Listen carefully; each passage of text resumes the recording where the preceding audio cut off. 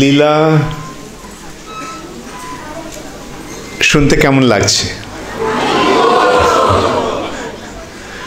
ভগবানের যে কার্যকলাপ সেটা কীরকম বলা হচ্ছে?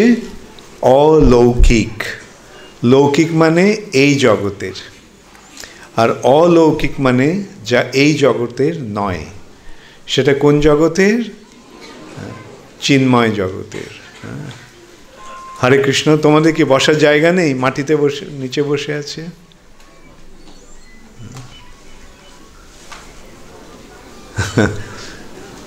হরে কৃষ্ণ। হলটা ছোট হয়ে গেছে? হরে কৃষ্ণ।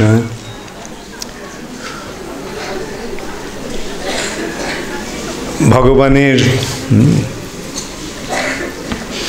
গোবর্ধন লীলা আমরা শুনলাম। তারপরে এই গোবর্ধন লীলা সম্বন্ধে অনেক বক্তব্য আছে।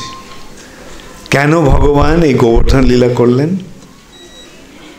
সেই সূত্রে বলা হচ্ছে যে সকলেই চাইতো সারাক্ষণ ভগবানের সঙ্গে থাকার জন্য, কৃষ্ণের সঙ্গে থাকার জন্য। কিন্তু কৃষ্ণ সকালবেলা উঠে গোচারণে চলে যেত। তাহলে ওই শুধু তখন দিনের বেলা কেবল ওই গোপ সখারাই কৃষ্ণের সঙ্গে থাকতো, আর মা বাবা এবং গোপীরা তারা কৃষ্ণকে পেত না সেই সময়। মা বাবারা সকালেই কেবল কয়েক ঘন্টা একটুখানি পেত। ওই ঘুম থেকে উঠে তারপরে একটুখানি হয়ে কৃষ্ণ চলে যেত। তারপরে কৃষ্ণ যখন বিকেলে সন্ধ্যাবেলা ফিরে আসতো গোধূলিতে, তখন মা বাবারা কিছুক্ষণের জন্য পেত, কিন্তু সখারা তখন কৃষ্ণকে পেত না। তারপরে কৃষ্ণ রাত্রিবেলা কৃষ্ণ গোপীদের সঙ্গে থাকতো।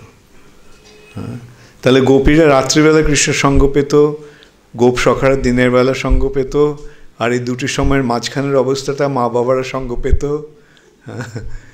কিন্তু সকলেই ভাবত যে যদি কৃষ্ণের সঙ্গে থাকতে পারতাম তাহলে কত ভালো হতো, সারা দিন সারা রাত। গোপীরা ভাবতো যে দিনের বেলা আমরা কৃষ্ণকে পাই না, গোপ সখারা ভাবতো রাত্রিবেলা আমরা কৃষ্ণকে পাই না, আর মা বাবারা তো আছেই। এমনকি গাভীরাও পর্যন্ত ভাবতো যে কৃষ্ণকে আমরা কেবল দিনের বেলায় পাই, রাত্রিবেলা আমরা পাই না। তাই কৃষ্ণ এই গোবর্ধন লীলা করলেন, যাতে 7 দিন এক নাগারে সকলে কৃষ্ণের সঙ্গ পেল। দিন রাত সব সকলে একসঙ্গে কৃষ্ণের সঙ্গ পেল। এইভাবে কৃষ্ণ সকলের মনোবাঞ্ছা পূর্ণ করলেন। এই গোবর্ধন লীলা সম্বন্ধে, গোবর্ধন ধারণের সম্বন্ধে আবার অনেকের দাবি ছিল। গোপীরা বলছিল যে আমাদের বাড়ি থেকে মাখন চুরি করে খেয়েছে বলেই কৃষ্ণর এরকম শক্তি হয়েছে, যার ফলে সে গোবর্ধন ধারণ করেছে। গোপীরা বলল যেহেতু আমরা ছড়ি দিয়ে ঠেকা দিয়ে রেখেছিলাম, তাই কৃষ্ণ গোবর্ধন ধারণ করতে পেরেছে। আর গোপীরা কি বলল? গোপীরা বলল যে কৃষ্ণ বাঁ হাতের গিরি গোবর্ধনটা তুলেছিল, তুলে বাঁ হাতে 7 দিন ধারণ করেছিল, আর কৃষ্ণের বাঁ দিকটা রাধারানীর সম্পত্তি। সুতরাং রাধারানীর এই কৃতিত্ব, গোবর্ধনের কৃতিত্বটা রাধারানীর। তো এইভাবে গোবর্ধন লীলার মাধ্যমে ভগবান নানান রকম উদ্দেশ্য সাধন করলেন।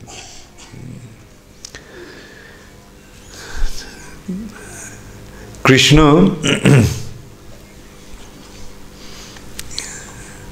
একদিন কংসের এক অনুচর, তার নাম অরিষ্ট, অরিষ্টাসুর, প্রচণ্ড শক্তিশালী। তো কৃষ্ণ, যতই দিন যাচ্ছে কংসের অবস্থা ততই খারাপ হচ্ছে। যে বেচারা সারাক্ষণ ভয়ে ভয়ে থাকে, যদিও এত বীর, সে দেবতাদের পর্যন্ত পরাস্ত করেছে, প্রকৃতপক্ষে সে অমর একদিক দিয়ে দেখতে গেলে, কিন্তু সে মৃত্যু ভয়ে এরকম ভীত। যতই দিন যাচ্ছে দেখতে পাচ্ছে যে এই কৃষ্ণকে তো, এই গোকুলের এই দুটো ছেলেকে তো কেউই পরাস্ত করতে পারছে না। আর একটা কথা আছে না, আ friend in need is a friend in deed.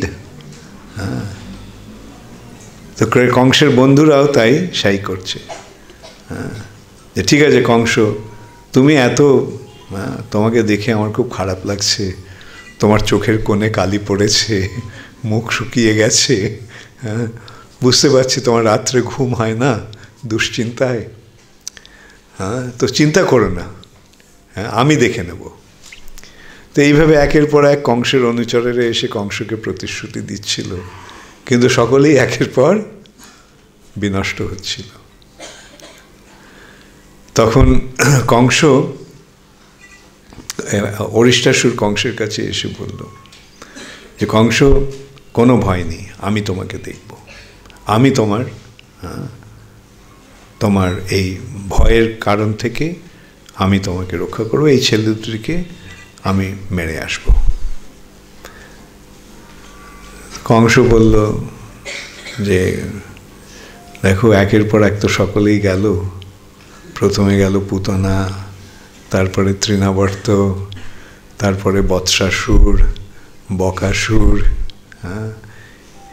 তারপরে অঘাসুর, এদের তো সকলে তো অত্যন্ত বলবান, এদের স্বর্গের দেবতারা পর্যন্ত এদের নাম শুনলে ভয়ে কাঁপত। আর এই ছেলেটা কে যে এদেরকে একের পর এক বিনাশ করে যাচ্ছে? এখন যেহেতু ওরা ভগবানকে মানে না, তাই জন্য ভগবানের অসীম শক্তিকে তারা উপলব্ধি করতে পারে না। এইখানেই ভক্ত আর অভক্তদের পার্থক্য।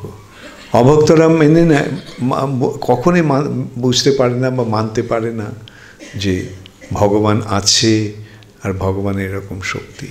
তারা মনে করে এই কোনোরকম যোগ বলে বা তপস্যার ফলে মানুষ কিছু শক্তি অর্জন করে, কিন্তু অচিন্ত শক্তি, অনন্ত শক্তি সম্পন্ন যে ভগবান, তাকে তারা মানতে পারে না, এবং তারই ফলে তাদের এই দুর্দশা। আর ভক্তদের মনোভাবটা কীরকম? ভক্তরা মেনে নিয়েছে যে ভগবান সর্বশক্তিমান, সর্বশক্তিমান, তিনি সর্বব্যাপ্ত, তিনি সর্বজ্ঞ। তার মানে ভগবান কেবল সর্বশক্তিমানই নন, তিনি সর্বত্র রয়েছেন। যেমন প্রহ্লাদ মহারাজকে যখন হিরণ্যকশিপু জিজ্ঞাসা করলো তোমার হরি কোথায়, প্রহ্লাদ মহারাজের উত্তর ছিল কি, যে হরি সর্বত্র রয়েছে, সব জায়গায় রয়েছে। তাহলে কি সভাগৃহের মধ্যে ছিল, সেইখানে বিরাট থাম, এই থামের মধ্যে আছে তোমার ভগবান। এখন এটা একটা অবিশ্বাস্য ব্যাপার, তাই না? থামের মধ্যে কিভাবে থাকতে পারে কেউ? কিন্তু প্রহ্লাদের উত্তর কি ছিল? হ্যাঁ, এখানেও আছে।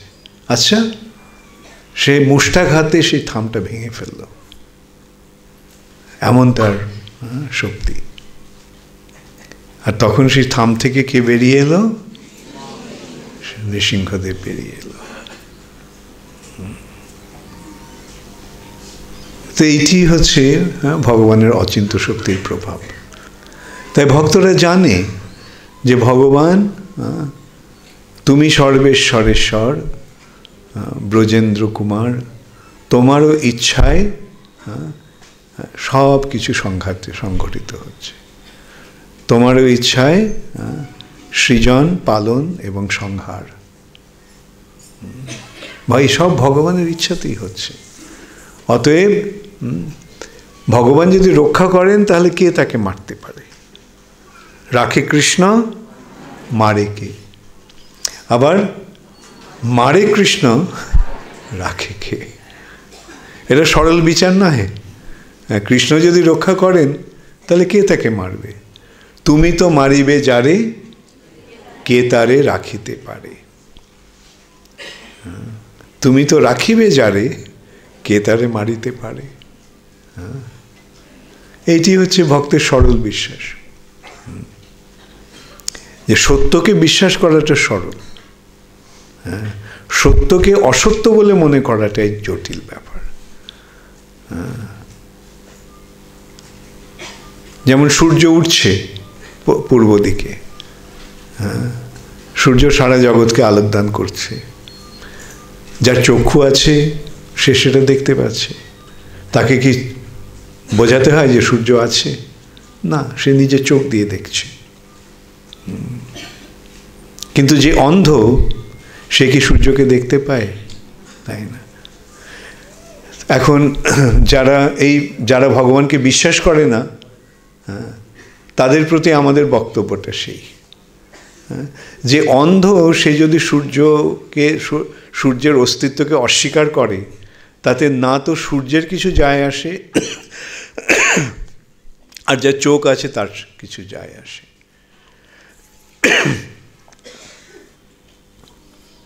যার চোখ আছে সে অন্ধের দিকে তাকিয়ে অন্ধ দেখতে পাচ্ছে না, বলছে সূর্য নেই, সূর্য নেই। যার চোখ আছে তার মনোভাবটা কীরকম? হায় হতভাগা। এখন যারা ভগবানকে বিশ্বাস করে না, ভক্তের চোখে তাদের অবস্থাটা সেরকম, হায় হতভাগা। তাদের কাছে ভগবানের অস্তিত্ব প্রমাণ করার প্রয়োজন নেই। অনেকে এই জন্য বলে, সেদিনও যাই হোক, এরকম অনেক কথা আমরা অনেকে বলে যে যারা বিশ্বাস করে না তাদের বোঝাবো কি করে। আমার বক্তব্য, যারা বিশ্বাস করে না তাদের বোঝাবার দরকার নেই। যারা তোমার কথা শুনতে চায় না তাদের কাছে সময় নষ্ট করো না। অনেক লোক আছে যারা তোমার কথা শুনতে চায়, তাদের কাছে গিয়ে সময়ের সদ্ব্যবহার করো, তাদের কাছে গিয়ে ভগবানের কথা শোনাও। যেমন এখানে ভেবে দেখো, এই অনুষ্ঠান হচ্ছে, তোমরা 6-7 জন এখানে সমবেত হয়েছ। আমি যে কথাগুলো বলছি সেগুলো তোমরা মেনে নিচ্ছ, অন্তত আমি বিশ্বাস করছি তোমরা মেনে নিচ্ছ। তাই জন্য এক নাগারে আমি বলেই যাচ্ছি। কিন্তু এখানে যদি তর্ক করতে তোমরা, তাহলে কি হতো? আমি এতগুলো কথা বলতে পারতাম? ওই সময়টা নষ্ট হতো শুধু। তাই জন্য আমার কথা হচ্ছে, সময় নষ্ট করো না। যারা ভগবানের কথা শুনতে চায় না, মানতে চায় না, ঠিক আছে, তাদেরকে একটু ভগবানের প্রসাদ দিয়ে দিও। সেই প্রসাদে, ভগবানের প্রসাদে যদি কিছু কাজ হয় ওদের। যারা নির্বোধ, যাদের বুদ্ধিমত্তা নেই, সেই জন্যই তাদের শাস্ত্রে যারা ভগবানকে মানে না তাদের কি বলা হচ্ছে? তাদের বলা হচ্ছে অসভ্য। অসভ্য, সভ্য নয় তারা। সভ্যতার মাপকাঠি ওই বড় বাড়িতে থাকা, নতুন কাপড় চোপড় সুন্দর কাপড় চোপড় পরা, তাই নয়। সভ্যতার মাপকাঠি হচ্ছে ভগবানকে জানা। সভাতে বসা, যেই সভায় ভগবানের কথা আলোচনা হয়, সেই সভাতে বসার যোগ্যতা আছে, সে হচ্ছে সভ্য। প্রকৃত সভ্যের দৃষ্টান্ত এটি, যে যারা ভগবানের কথা যে সভায় আলোচনা হয়, সেখানে বসার যোগ্যতা যাদের আছে তারা হচ্ছে সভ্য। সভায় বসার অধিকার যারা আছে, যোগ্যতা যারা আছে, তারা হচ্ছে সভ্য। সুতরাং এই যে আলোচনা, এটা সভ্যদের কাছে করতে হবে। আমরা কি একটা কুকুরের কাছে গিয়ে বলি ভগবান আছে, কুকুরটাকে বলে ভগবান নেই। এখন কোনো কুকুর যদি বলে ভগবান নেই, তাকে কি করে বোঝাবে? কেন তার বুদ্ধিমত্তা সেই স্তরে আসেনি। তাই তাদের কি করতে হয়, একটুখানি প্রসাদ দিয়ে দিতে হয়। আর এই প্রসাদে কাজ হয়। প্রসাদে সর্বদুঃখা নাম হানিরূপসা যায়তে।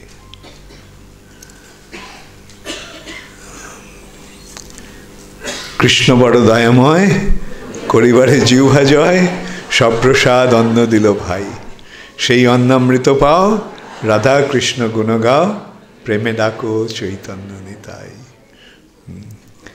এইভাবে ভগবানের শরণাগত হয়ে থাকাটাই হচ্ছে জীবনের উদ্দেশ্য।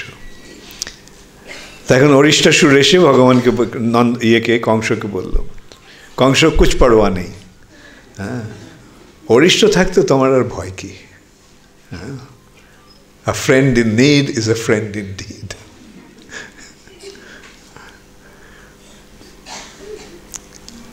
তখন অরিষ্ট কি করলো, একটা বৃষ রূপ ধারণ করলো, একটা ষাঁড়ের রূপ ধারণ করলো, বৃষভাসুর। এসে সে ব্রজে এসেছে, এসে বিরাট রূপ, তার প্রতিটি পদক্ষেপে যেন ভূমিকম্প হচ্ছে। সে এলো, এসে কৃষ্ণকে আক্রমণ করলো। আর কৃষ্ণ তখন কি করলো, কোমর বেঁধে, চাদরটা কোমরে বেঁধে অরিষ্টের সঙ্গে বোঝাপড়া করলো। এই যে অসুরদের সঙ্গে যে যুদ্ধগুলো হলো, তাতে কিন্তু অনেকক্ষণ ধরে যুদ্ধ হয়েছে। ভাগবতে এগুলো সংক্ষেপে বলা হয়েছে। অন্যান্য গ্রন্থে যেমন গর্গ সংহিতাতে এই যুদ্ধের যে বিশদ বিবরণ দেওয়া হয়েছে, কীভাবে অরিষ্ট আঘাত করলো কৃষ্ণকে, কৃষ্ণ কী করে অরিষ্টকে তার দু পা ধরে ঘোরাতে ঘোরাতে দূরে ফেলে দিল, অরিষ্ট মূর্ছিত হয়ে পড়ল, তারপরে আবার সংজ্ঞা পেয়ে আবার এসে আক্রমণ করলো,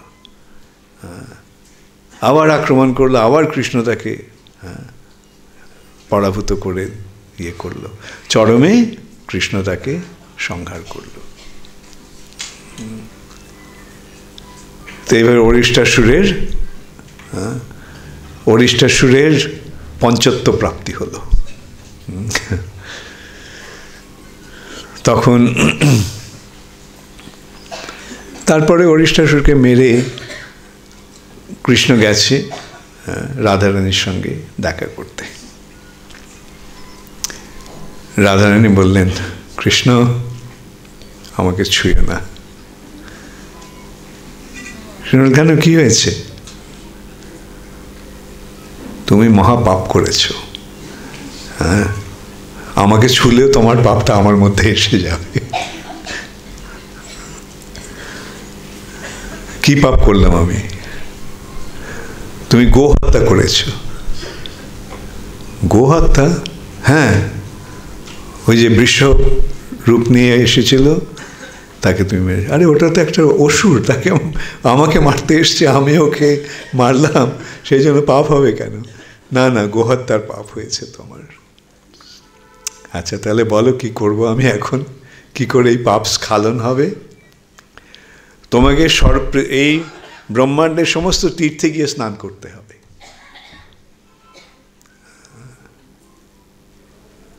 ও, সমস্ত তীর্থে গিয়ে তাহলে তো হয়ে যাবে, সমস্ত তীর্থে স্নান করলেই হয়ে যাবে? রাধারানী বললো, হ্যাঁ হয়ে যাবে। তখন কৃষ্ণ কী করলো, হ্যাঁ, সেই জমিতে পদাঘাত করলো, হ্যাঁ, তার গোড়ালি দিয়ে আঘাত করলো। আর সেই আঘাতের সঙ্গে সঙ্গে সেখানে একটা বিশাল গর্ত হলো, জমিটা দেবে গেল, এবং সেখানে সমস্ত তীর্থগুলি এসে উপস্থিত হলো। এই ব্রহ্মাণ্ডে যত তীর্থ আছে সব এসে সেখানে উপস্থিত হলো, এবং রাধারানী এবং গোপীরা দেখল যে সব তীর্থরা মূর্তিমান রূপ নিয়ে কৃষ্ণের বন্দনা করছে। তো কৃষ্ণ স্নান করলো।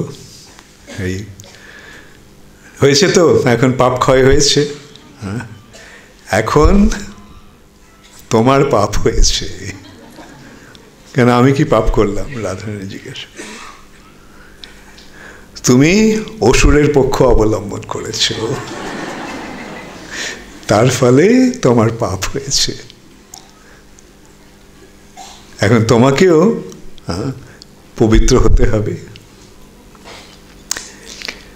তখন রাধারানী গোপীদের সঙ্গে পরামর্শ করলো কি করা যায়। কৃষ্ণ তো এরকম একটা ভেলকিবাজি দেখিয়ে দিল, এখন এর সঙ্গে তো একটা কম্পিট করতে হবে। তখন গোপীরা ঠিক করলো, ঠিক আছে, আমরাও একটা এইরকম কুণ্ড স্থাপন করব।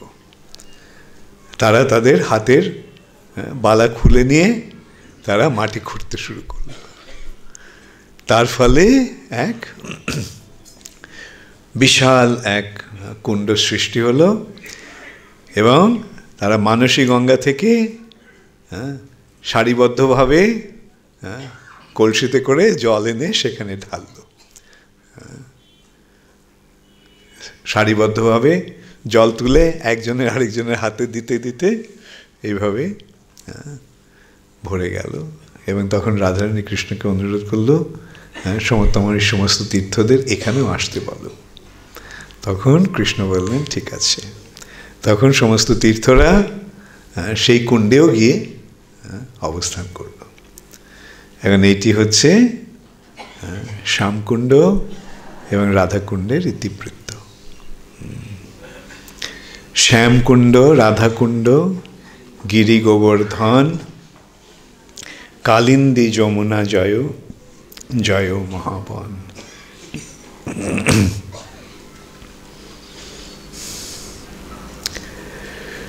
হরিশ্চন্দ্রের মৃত্যু হলো।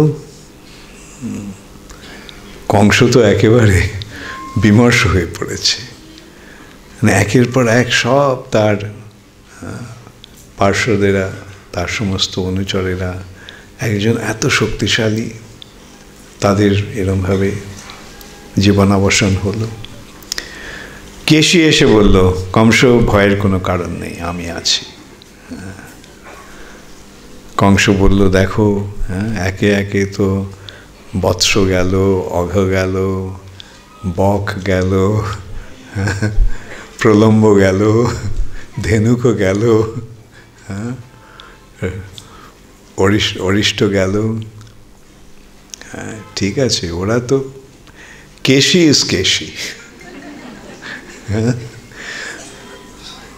সুতরাং ঠিক আছে, কুছ পরোয়া নেই কংস, আমি আছি। কেশী কিভাবে এলো? কেশী এলো একটা অশ্বরূপ ধারণ করে, ঘোড়ার রূপ ধারণ করে। সেও একটা বিশাল একটা রূপ নিয়ে এসেছে।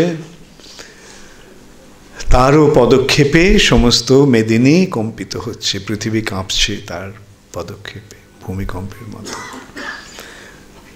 গোপসখারা সব আতঙ্কিত হয়ে কৃষ্ণের কাছে এসে বলছে, কৃষ্ণ কৃষ্ণ দেখো কি হচ্ছে, কে আসছে। কৃষ্ণ বলে, ঠিক আছে তোমরা সব পেছনে দাঁড়াও, আমি আছি। কৃষ্ণ দাঁড়ালো। কেশী ছুটতে ছুটতে এলো, কৃষ্ণকে গ্রাস করবে, মুখটা হাঁ করে কৃষ্ণকে গ্রাস করবে। কৃষ্ণ কি করলো? তার বাঁ হাতটা তার মুখের মধ্যে ঢুকিয়ে দিল। ঢুকিয়ে দিয়ে তার হাতটা বড় হতে থাকতে, মানে বাড়তে বাড়তে এমন হয়ে গেল যে কেশীর গলাটা রুদ্ধ হয়ে গেল, আর প্রচণ্ড তাপ বেরোতে লাগলো, যন্ত্রণায় ছটফট করতে লাগলো কেশী। তারপরে কেশীর পা ধরে কংস আর কৃষ্ণ তাকে ঘোরাতে ঘোরাতে ঘোরাতে ঘোরাতে, আর এদিকে আবার পেটাতে পেটাতে পেটাতে পেটাতে কেশীর জীবনাবসান তো হলোই, তার সমস্ত শরীরটা একটা মাংসপিণ্ডে পরিণত হলো। সেটা কৃষ্ণ ছুঁড়ে ফেলে দিলেন। ছুঁড়ে ফেলে সেটা কোথায় গিয়ে পড়লো? 12 মাইল দূরে কংসের ঠিক সামনে। কংস ভাবলে কি ব্যাপার, এটা কি হলো? পরেও বুঝতে পারলো যে এটা কেশীর মৃতদেহ। দেখে কংসের ভয়ে তার সে একটা ঝড়ের মধ্যে একটা শুকনো পাতার মতো কাঁপতে লাগলো। ভয় পেলে রোমাঞ্চিত হয় শরীর, কংসেরও শরীর সেরকম রোমাঞ্চিত হলো।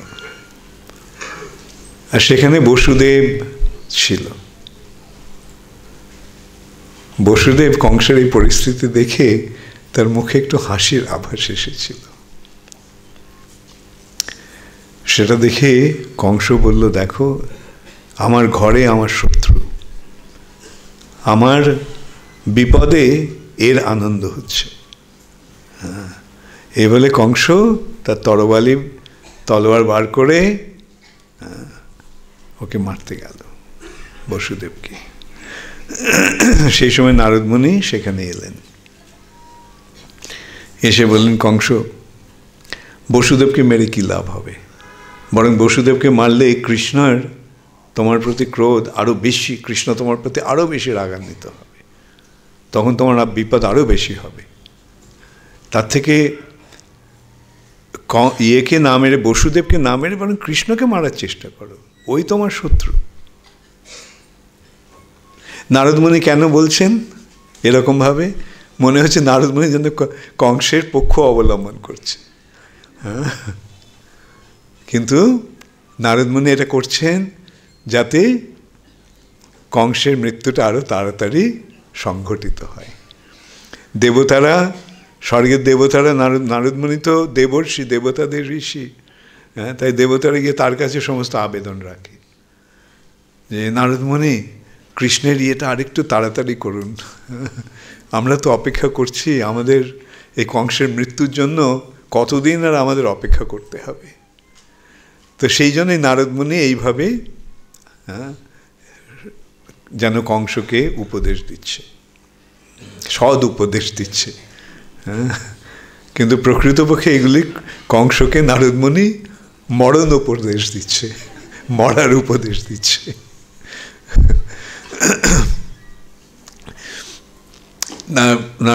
না, কংস তখন বলল, আমি তো মারার এত চেষ্টা করছি কিন্তু ওকে তো মারতে পারছি না, দেখো আমার সব মরে গেল, আমার সব অনুচরেরা মরে গেল,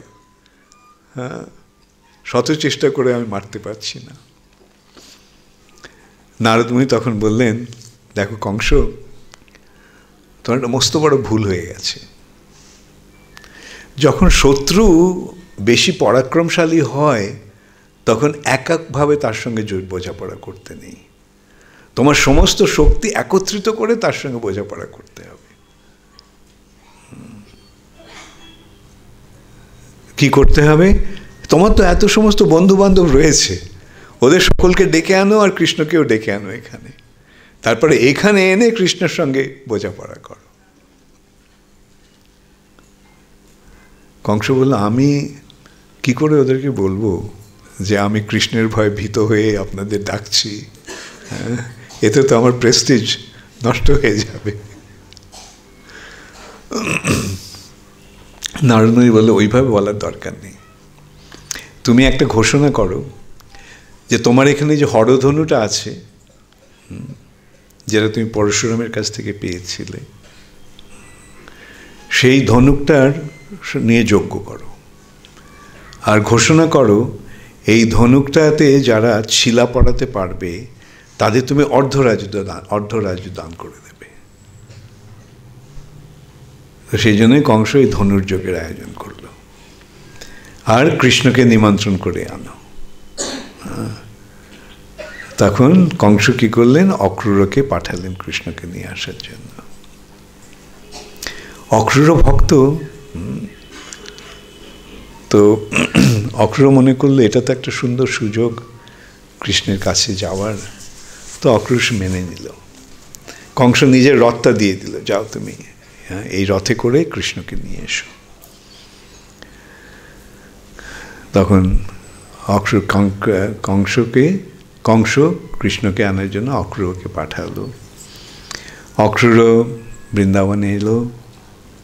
বৃন্দাবনে এসে সে দেখছে যে বৃন্দাবনের মাটিতে কৃষ্ণের পদচিহ্ন। অক্রূর সেই পদচিহ্নে প্রণতি জানালো। প্রণতি জানিয়ে সেই ধুলিতে সে অবগাহন করলো, মানে ধুলোতে যেন স্নান করলো, করে তারপর নন্দ মহারাজের গৃহে গেলেন। সারা রাত ধরে নন্দ মহারাজের সঙ্গে অনেক আলোচনা হলো। কংসের যে চক্রান্ত কৃষ্ণকে মারার, এইভাবে কৃষ্ণকে ডেকে আনছে, সে সমস্ত কথা বলল। আর কৃষ্ণ একটু হাসলো, হেসে বলরামের দিকে একটু তাকালো। বলরাম বলল, ঠিক আছে, ভালো সুযোগ এসেছে এখন। তো এইভাবে তাদের সারা রাত কাটলো। পরের দিন সকালবেলা সেই খবরটা ছড়িয়ে পড়ল, কৃষ্ণ মথুরাতে যাচ্ছে রাজার নিমন্ত্রণ করে, রাজার নিমন্ত্রণে। কৃষ্ণ সেই কথা শুনে গোপীরা তারা বলল যে না, আমরা কিছুতেই কৃষ্ণকে যেতে দেব না। যারা এক নিমেষের জন্য, যারা কৃষ্ণের বিরহ, কৃষ্ণকে না দেখতে পাওয়ার বিরহ অনুভব করত, তাদের ছেড়ে কৃষ্ণ চলে যাবে কংসের মথুরায়, সেখানে না জানি তার কীরকম হবে, বিপদ হবে। এবং এই এতক্ষণের বিরহ আমরা কি করে সহ্য করব, এই দুশ্চিন্তায় তারা কিছুতেই কৃষ্ণকে যেতে দেবে না। তারা অক্রূরকে নানা রকম ভাবে তিরস্কার করতে লাগলো। তুমি অক্রূর নয়, তুমি সবচাইতে ক্রূর ব্যক্তি।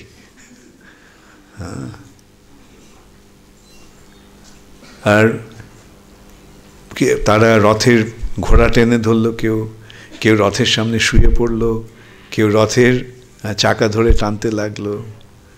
কৃষ্ণ তাদের বোঝালেন যে আমি আবার ফিরে আসব, এখানে একটা কিছু কাজে আমাকে যেতে হচ্ছে, সুতরাং বাধা দিও না। এইভাবে কৃষ্ণ তাদেরকে নিরস্ত করল। যতক্ষণ রথটাকে দেখা যাচ্ছিল, যতক্ষণ রথের থেকে যে ধুলো উঠছিল, রথটা অদৃশ্য হয়ে গেছে, রথের যে ধুলো উঠছে সেই ধুলোটার দিকে তাকিয়ে ব্রজবাসীরা তাকিয়ে রইল। অক্রূর এইভাবে কৃষ্ণকে ব্রজ থেকে মথুরায় নিয়ে এলো। যমুনায় কংস ভাবল যে আমি একটু স্নান করি যমুনায় পবিত্র জলে। কংস কৃষ্ণকে বলল, বলরামকে বলল, আমি একটু এখানে স্নান করে তর্পণ করব। হ্যাঁ, তুমি যাও। অক্রূর যখন জলে নেমেছে, গিয়ে দেখে যে ওখানে জলের মধ্যে কৃষ্ণ বলরাম।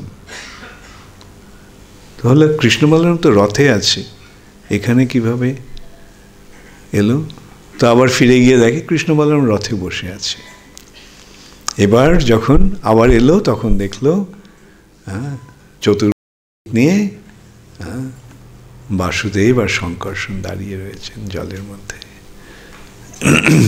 অক্রূর খুব সুন্দরভাবে তাদের বন্দনা করলেন। তারপরে রথে করে কৃষ্ণ বলরামকে নিয়ে এলেন। তাকে অনুরোধ করলেন, আমার বাড়িতে তুমি এসো। কৃষ্ণ বলল, না, আমাদের এই কাজটা সম্পন্ন করে তারপরে আমি যাব তোমার বাড়িতে। এখন একটা কাজ নিয়ে এসেছি, সুতরাং কাজটা সম্পূর্ণ না করে আমার যাওয়া ঠিক হবে না। এদিকে ব্রজবাসীরা, তারা নন্দ মহারাজ এবং অন্য ব্রজবাসীরা রাজার কাছে অনেক ভেট নিয়ে তারাও এসে উপস্থিত হয়েছে। কৃষ্ণ বলরাম সেখানে গেল, তার বাবা এবং অন্যান্য ব্রজগোপদের সঙ্গে মিলিত হলো। তারপরে কৃষ্ণ বলল, কিছু প্রসাদ গ্রহণ করার পরে, স্নান টান করে প্রসাদ গ্রহণ করে কৃষ্ণ বলল যে আমি এখন ইয়েতে যাব, শহরটা দেখতে যাব, মথুরা নগরী। ঠিক আছে। তো কৃষ্ণ সব সখাদের নিয়ে মথুরা দেখতে গেল। সেই মথুরায় তার অপূর্ব সুন্দর বর্ণনা আমরা পাচ্ছি। বিশাল রাজপথ, তার দুপাশে ফুলের বাগান, এবং মাঝে মাঝে রাস্তার উপরে তোরণ,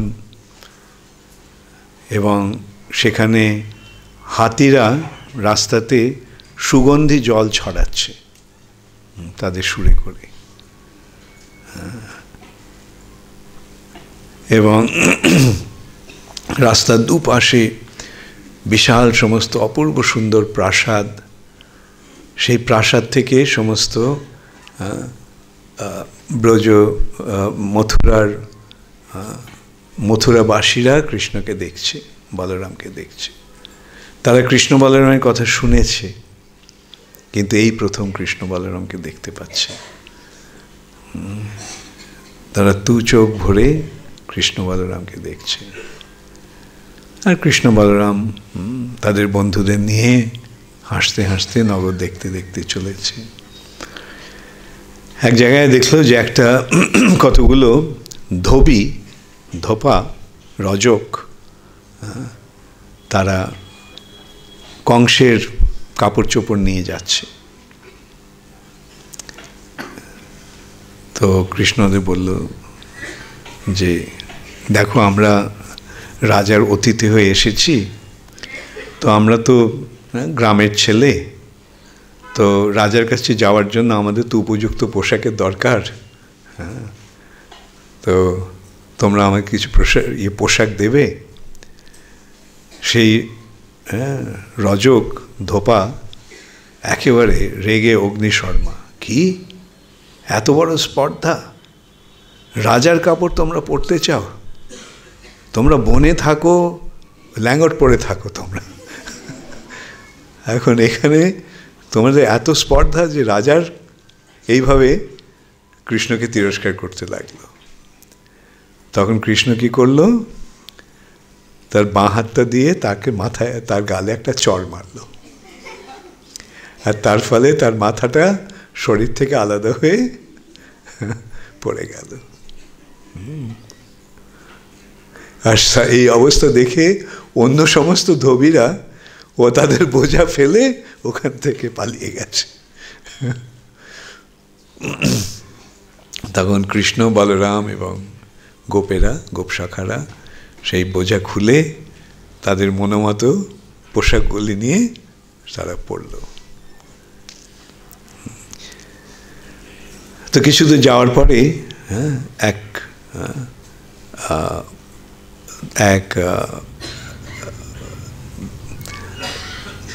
যারা পোশাক ইয়ে করে, দর্জি, হ্যাঁ ঠিক আছে, দর্জিও ঠিক নয়, যাই হোক, তন্তু পায়, তাঁতি, তারা কৃষ্ণকে দেখে ও এগিয়ে এসে বলল, তোমাদের কাপড়গুলো আমি তোমাদের পরিয়ে দিচ্ছি। কেন ওরা তো ঠিক মতো পরতে পারেনি, তো এসে ওদের খুব সুন্দর করে সাজিয়ে পোশাকগুলো পরিয়ে দিল। তখন কৃষ্ণ তাকে আশীর্বাদ করলো, যে এই জীবনে তুমি রাজ্যসুখ ভোগ করবে এবং পরবর্তী জীবনে তুমি ভগবত ধামে ফিরে যাবে। দেখো ভগবানের সেবার কি অপূর্ব ফল। একটুখানি ভগবানের কাপড়গুলো ঠিক করে দিয়েছে, ব্যাস ভগবান তার প্রতি প্রসন্ন হলেন। কিছু দূর যাওয়ার পরে এক মালাকার, সে কৃষ্ণের কথা শুনেছে, আর কৃষ্ণকে দেখে সে এগিয়ে এসে কৃষ্ণের পায়ে পড়ে ডেকেছে, তুমি এসো আমার দোকানে। আর নানান রকম ফুলের মালা দিয়ে কৃষ্ণকে তারা সাজালো, বলরামকে সাজালো, সমস্ত গোপ সখাদের সাজালো। কৃষ্ণ সেই মালাকারকেও, সুদামাকেও এইভাবে পুরস্কৃত করলেন। এই জীবনে তুমি রাজার মতো সুখ লাভ ভোগ করবে এবং পরবর্তী জীবনে তুমি ফিরে আসবে আমার কাছে। কিছু দূর যাওয়ার পরে দেখে যে একটা কুবজা কুবজা মানে কুজ কুজ, ত্রিবক, তার নাম ত্রিবক্রা। তার শরীরটার 3টে জায়গায় বাঁকা। সে কৃষ্ণ তাকে মজা করে জিজ্ঞাসা করলো, সুন্দরী তুমি কোথায় যাচ্ছ? তো সেও মজা করে বলল, হে মদন গোপাল, আমি তোমাকে সাজাবার জন্য এসেছি। আমি এই যে চন্দন নিয়ে যাচ্ছি এবং গন্ধ নিয়ে যাচ্ছি কংসের জন্য, তবে না, এটা তোমারই উপযুক্ত। এই বলে সে কৃষ্ণকে চন্দন দিয়ে সাজিয়ে দিল। তখন কৃষ্ণ কি করলো, তার পায়ের ওপরে তার পা দুটো রেখে তার থুতনির নিচে হাতটা দিয়ে একটা ঝাঁকানি দিল, আর তার ফলে ত্রিবক্রার ওই শরীরটা সোজা হয়ে গেল। আর সত্যি সত্যি তার রূপটা এক অপূর্ব সুন্দরী রূপ পরিগ্রহ করল। সে তখন কৃষ্ণের আঁচল ধরে বলল যে তুমি চলো আমার বাড়িতে। কৃষ্ণ বলল, না এখন নয়, আমি পরে যাব তোমার বাড়িতে। তারপরে কৃষ্ণ সঙ্গে সাক্ষাৎ হলো কতগুলি ব্যবসাদারের। তারা কৃষ্ণকে নানা রকম উপহার নিয়ে এলো কৃষ্ণের কাছে। কৃষ্ণ তাদের জিজ্ঞাসা করলো যে এই ধনুর্যজ্ঞটা কোথায় হচ্ছে আপনারা বলতে পারেন? তারা ভয়ে কিছু বলল না। যে যদি রাজা জানতে পারে যে এদেরকে আমি পথ দেখিয়েছি, তাহলে তো আমাদের মুশকিল হতে পারে। এখানে আমরা ব্যবসাদারদের মনোভাবটা বুঝতে পারছি। তারা সবসময় সচেতন যদি কোনো রকমে লস হয়ে যায়, কোনো ঝুঁকি তারা নিতে চায় না। কিন্তু সেখানে কতগুলো ছোট ছোট ছেলে ছিল, তারা বলল, আমরা জানি কোথায় ধনুর্যজ্ঞ হচ্ছে। তখন তারা পথ দেখিয়ে নিয়ে গেল কৃষ্ণ বলরামকে এবং গোপ সখাদের। তারপরে কৃষ্ণ সেখানে গেল। ওখানে ধনুর্যজ্ঞের আয়োজন হচ্ছে, পরের দিন ধনুর্যজ্ঞ হবে। তো কৃষ্ণ ওখানে দ্বারপাল ছিল, অনেক সেপাই সন্ত্রী ছিল। তারা কৃষ্ণের পথ রোধ করলো, যাবে না ভেতরে এখন। কৃষ্ণ বললে, তোমার কথা আমি কেন শুনবো? ওদেরকে সরিয়ে দিয়ে কৃষ্ণ সোজা চলে গেল। গিয়ে দেখলো ধনুকটা, সে বিশাল হরধনু, শিবের ধনু।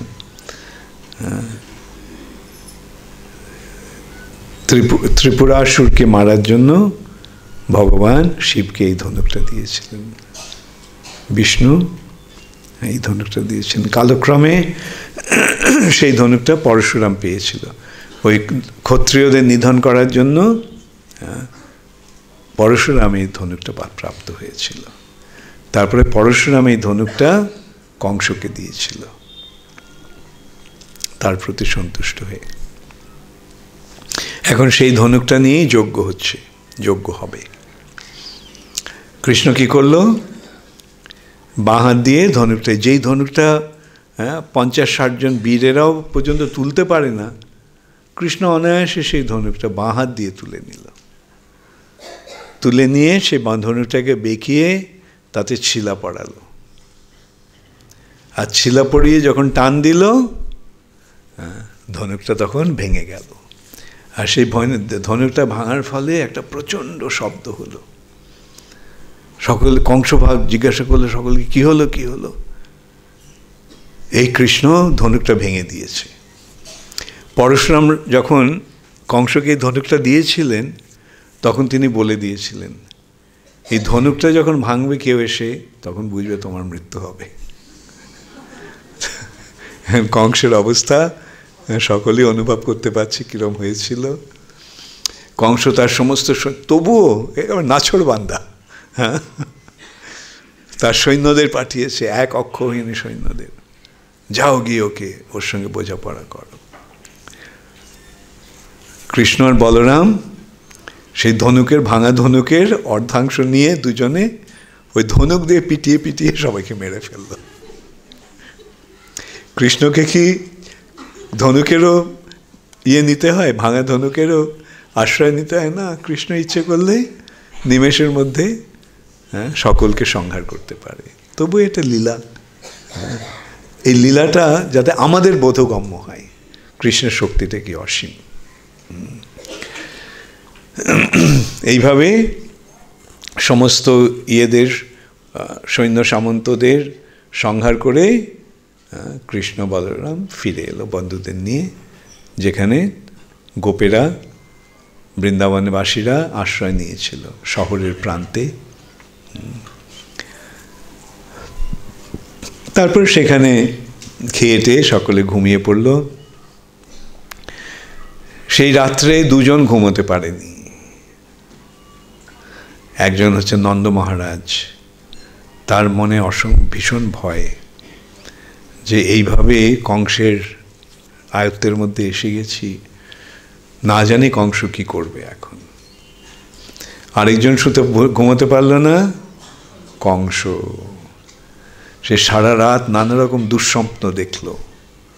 হ্যাঁ, সে দেখল যে তার চারপাশে সমস্ত মুন্ডহীন ব্যক্তিরা ঘুরে বেড়াচ্ছে, ভূত প্রেত পিশাচিরা নৃত্য করছে।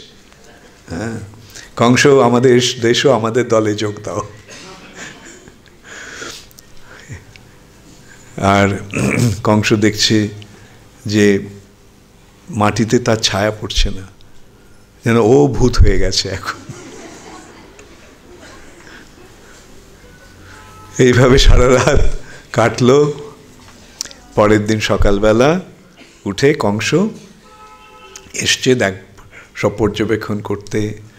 যেখানে মল্লযুদ্ধ হবে সেখানে দোরগোড়ায় প্রাসাদের ফটকের সামনে কুবলয় পীরকে রাখা হয়েছে, যাতে কৃষ্ণ বলরাম আসা মাত্র ওদেরকে মেরে ফেলে। এইভাবে কংস সমস্ত আয়োজন করেছে। তো কংস তখন সব দেখে টেখে গেছে। এদিকে কৃষ্ণ বলরামও ঘুম থেকে উঠেছে, উঠে প্রস্তুত হয়েছে, সাজগোজ করে এসেছে কংসের প্রাসাদে, আসছে যেখানে মল্লযুদ্ধ হবে। ওদের ডাকা হয়েছে, তোমরা তো খুব পটু মল্লযুদ্ধে, তো তোমরা তোমাদের বীরত্ব প্রদর্শন করো এখানে। তো কংস কি করেছিল, কৃষ্ণ বলরামকে মারার জন্য সমস্ত আয়োজন করে রেখেছিল, যে যখন আসবে তখন কুবলয় পীর হাতিকে দিয়ে তাকে মেরে ফেলা হবে। তখন কৃষ্ণ আর বলরাম তখন কি করলো,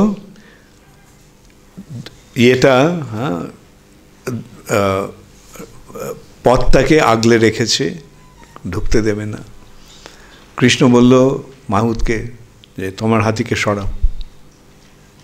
তো মাহুত হাতিকে না সরিয়ে ওই হাতিকে দিয়ে কৃষ্ণকে আক্রমণ করল। তো কৃষ্ণ এইভাবে হাতির দ্বারা আক্রান্ত হয়ে সে প্রথমে হাতিটা চেয়েছিল কৃষ্ণকে সুরে করে তাকে করবে, আঘাত করবে। আর কৃষ্ণ কি করলো, সেই হাতিটাকে সুর ধরে টানতে শুরু করলো। আর বলরাম পেছন থেকে হাতিটা লেজ ধরে টানতে শুরু করলো। কুবলয় পীর যত বিপর্যস্ত হলো এইভাবে, সে তত বেশি সে ক্রোধান্বিত হলো। তখন কৃষ্ণ ঠিক করলো তার সঙ্গে কিছু খেলা করা যাক। কৃষ্ণ তখন হাতিটার পেটের নিচে চলে গেল, আর হাতিটা তখন কৃষ্ণকে খুঁজছে, খুঁজে পাচ্ছে না, পেটের নিচে কৃষ্ণ, কোথায় গেল কোথায় গেল। তারপরে কৃষ্ণ বেরিয়ে এসে হাতিটাকে আবার সেই সুর ধরে টানাটানি করতে শুরু করলো। কুবলয়াপের এত শক্তিশালী হাতি, কিন্তু কৃষ্ণের কাছে সে একটা খেলার পুতুল মতো হয়ে গেল। কখনো বলরাম আর কৃষ্ণ লেজ ধরে সুর ধরে টানছে, তারপরে একসময় কৃষ্ণ মাটিতে পড়ে গেছে, কুবলয়াপীর এসে তাকে ওই হাত ইয়ে করে আক্রমণ করতে গেছে, আর তখন কৃষ্ণ সরে এসছে, আর সে কুবলয়াপীর এত জোরে মাটিতে তার দাঁত দিয়ে আঘাত করলো, তাতে নিজেই ব্যথা পেল, ব্যথা পেয়ে আরও বেশি রেগে গেল। অবশেষে এইভাবে অনেকক্ষণ কুবলয়াপীরের সঙ্গে এইভাবে খেলা করার পর একসময় কৃষ্ণ সেই হাতিটাকে ছুটটা ধরে তেমন টানলো যে হাতিটা মাটিতে পড়ে গেল। তখন কৃষ্ণ সেই হাতিটার ওপরে চড়ে হাতির দাঁতটা উপড়ে নিল, নিয়ে সেই হাতির দাঁত দিয়ে হাতিটাকে পিটিয়ে পিটিয়ে মেরে ফেলল। তখন কৃষ্ণ আর বলরাম দুজনে ওই হাতির দুটো দাঁতকে একটা বিজয় বিগ্রহ রূপে গ্রহণ করে রঙ্গমঞ্চে প্রবেশ করল। সেই সম্বন্ধে কৃষ্ণের সুন্দর একটা বর্ণনা হচ্ছে যে কৃষ্ণের ইয়েতে মুখে চন্দন, শ্বেত চন্দনের দিয়ে সাজানো হয়েছিল, ফোঁটা দিয়ে, আর সেই হাতির ইয়েটা রক্তগুলো তার মুখে এসে পড়ে লেগেছে, তাতে যেন মনে হচ্ছিল যে রক্তচন্দন দিয়ে কৃষ্ণের মুখটা সাজানো হয়েছে, শ্বেতচন্দন দিয়ে আর রক্তচন্দন দিয়ে। আর তারা বীর দর্পে ওইভাবে কৃষ্ণ বলরাম রঙ্গমঞ্চে প্রবেশ করল। তখন সকলে, বিভিন্ন লোকের মনে বিভিন্ন রকম মনোভাব হলো। মল্লানাম অশনি, যারা মল্লবীর ছিল, চানুর মুষ্টিক, তাদের কাছে মনে হলো এই কৃষ্ণ যেন অশনি, বজ্র। নরানাম নরবর, মানুষেরা তাকে দেখলো যে শ্রেষ্ঠ মানুষ রূপে। রাজাদের কাছে মনে হলো তারা যেন দণ্ডদাত, কৃষ্ণ যেন দুর্বৃত্ত রাজাদের দণ্ডদাতা। এইভাবে বিভিন্ন মায়েদের কাছে মনে হলো মা বাবা এটা যেন তাদের বৎস। ব্রজবাসীদের কাছে মনে হলো এরা আমার আপনজন। এইভাবে বিভিন্ন ব্যক্তির কাছে কৃষ্ণ বলরাম বিভিন্ন রূপে প্রতিভাত হল। তো রঙ্গমঞ্চে এসে দেখে তার প্রতিদ্বন্দ্বী দুই বিরাট দৈত্য, বিশালাকায় দৈত্য, চানুর আর মুষ্টিক। তো লোকেরা প্রতিবাদ করতে লাগলে, মল্লযুদ্ধ তো সমানে সমানে হয়, এটা কীরকম আয়োজন?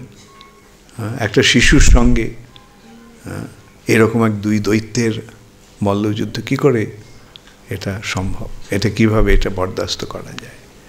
কৃষ্ণও সে কথা বলল যে মল্লযুদ্ধ তো সমানে সমানে হয়, এটা কীরকম আয়োজন হয়েছে? তখন চানুর বলল, তোমাদের দেখতে শিশুর মতো হলেও তোমরা শিশু নও। এইভাবে যেন সরস্বতী তাদের মুখ দিয়ে সত্যি কথাটা বলিয়ে দিল, তোমরা শিশু নও, তোমরা এই হরধনুকে ভঙ্গ করেছ, তুমি এরকম সৈন্যদেরকে শুধু ইয়ে করে ভাঙা ধনুক দিয়ে তোমরা তাদেরকে সংহার করলে, এক অক্ষহীনী সৈন্য। কুবলয়াপীরকে তোমরা অনায়াসে সংহার করলে, সুতরাং তোমরা কোনো সাধারণ মানুষ নও। সত্যি কথাই, কৃষ্ণ কি সাধারণ মানুষ? কৃষ্ণ কি শিশু? তো যাই হোক, যুদ্ধ শুরু হলো। চানুরের সঙ্গে কৃষ্ণের আর মুষ্টিকের সঙ্গে বলরামের প্রচণ্ড যুদ্ধ হলো। অবশেষে কৃষ্ণ চানুরকে মাথার উপরে তুলে, হাত দিয়ে মাথার উপরে তুলে ঘোরাতে ঘোরাতে ঘোরাতে ঘোরাতে প্রচণ্ড বেগে মাটিতে ফেলে দিল। তার ফলে চানুরের মৃত্যু হলো। এইভাবেই বলরাম মুষ্টিককে সংহার করল। এবং তখন তাদের আর 3 ভাই ছুটে এলো তাদেরকে আক্রমণ করার জন্য, কৃষ্ণ বলরামকে। শল, তোষল, তৃতীয় জনের নামটা কি ছিল? কূট। কূট, শল, তোষল এবং কূট, তাদেরকেও তারা সংহার করলো। অন্য সমস্ত মল্লবীরেরাও এসে আক্রমণ করলো, তাদেরও সেখানে সংহার করলো। তখন সকলে কৃষ্ণের জয়ধ্বনি দিতে শুরু করলো। তা দেখে কংস একেবারে ক্রোধান্বিত হয়ে দাঁড়িয়ে বলল, এদের এখান থেকে এখনই বার করে দাও। উগ্রসেনকে এখনই মেরে ফেলো, বসুদেবকে এখনই মেরে ফেলো। এইভাবে সে পাগলের মতো চিৎকার করতে লাগলো মঞ্চের ওপরে উঠে দাঁড়িয়ে। তখন কৃষ্ণ কি করলো? কৃষ্ণ এক লাফে সেই মঞ্চের ওপরে উঠে গেল। কংস ঢাল আর তরোয়াল নিয়ে কৃষ্ণের সঙ্গে বোঝাপড়া করবার জন্য এগিয়ে এলো। কংসের হাতে ঢাল তরোয়াল, কৃষ্ণের হাতে কোনো অস্ত্র নেই, কিন্তু কৃষ্ণ কি করলো? কংসের সমস্ত আঘাতগুলিকে এড়িয়ে গিয়ে কংসকে এমন এক থাপ্পড় মারল যে কংসের শিরস্ত্রাণ, মাথার মুকুট ছিটকে পড়ে গেল। তখন কৃষ্ণ কংসের লম্বা চুল, সে লম্বা চুল ধরে টেনে সেই মঞ্চ থেকে লাফ দিয়ে সেখানে যেখানে রঙ্গমঞ্চ সেখানে সকলের মাঝখানে কংসকে নিয়ে এলো। নিয়ে এসে সকলের সামনে সে শুধু হাত দিয়ে মেরে মেরে কংসকে সংহার করল। তখন কংসের 8 ভাই ছুটে এলো কৃষ্ণকে আক্রমণ করার জন্য। কৃষ্ণ বলরাম তাদেরকেও সংহার করল। আর সকলে তখন সেখান থেকে পালিয়ে গেল, কংসের অনুচরেরা। কৃষ্ণ তখন কারাগারে গিয়ে উগ্রসেনকে এবং বসুদেবকে মুক্ত করে দিল। এতদিন পরে বসুদেব এবং দেবকীর সঙ্গে তাদের পুত্রের মিলন হলো। আমরা স্বাভাবিকভাবে অনুভব করতে পারি সেই মিলনটা কত করুণ সেই মিলন। তারপরে কৃষ্ণ এবং বলরাম উগ্রসেনকে রাজপদে অধিষ্ঠিত করলেন। কৃষ্ণ নিজে রাজা হলেন না, তিনি উগ্রসেনকে রাজা করলেন। বসুদেব দেখলেন যে আমার ছেলের তো উপনয়ন হয়নি, শিক্ষার জন্য গুরুকুলে যাওয়া হয়নি, তখন কৃষ্ণকে তারা ইয়েতে পাঠালেন, অবন্তী নগরীতে। সেখানে সান্দীপনী মুনির আশ্রম, সান্দীপনী মুনির আশ্রমে কৃষ্ণ বলরাম 60 দিন রইল। 64 দিন থেকে 64 কলা, 64 বিদ্যা আয়ত্ত করলো। এক এক দিনে এক একটি বিদ্যাতে তারা পারদর্শী হলেন। সেখানেই সুদামা বিপ্রের সঙ্গে কৃষ্ণের পরিচয় হয়েছিল, তাদের মধ্যে বন্ধুত্ব গড়ে উঠেছিল। এইভাবে কৃষ্ণ আর বৃন্দাবন লীলা বিলাস করলেন, করে মথুরা লীলায় প্রবেশ করলেন।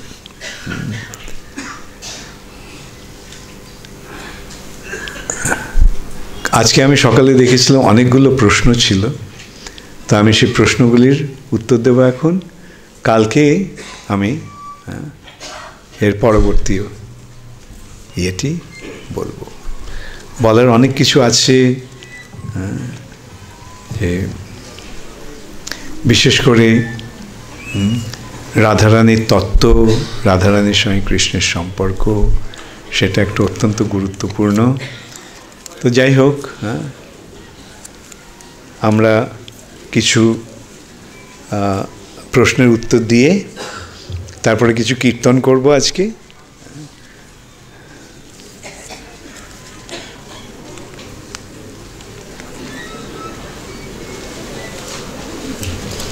সকালের প্রশ্নগুলি কোথায় ছিল? না, এটা ওপরে না, আমি আচ্ছা হ্যাঁ, এই প্রশ্নটা প্রথমে ছিল, আমার মনে আছে।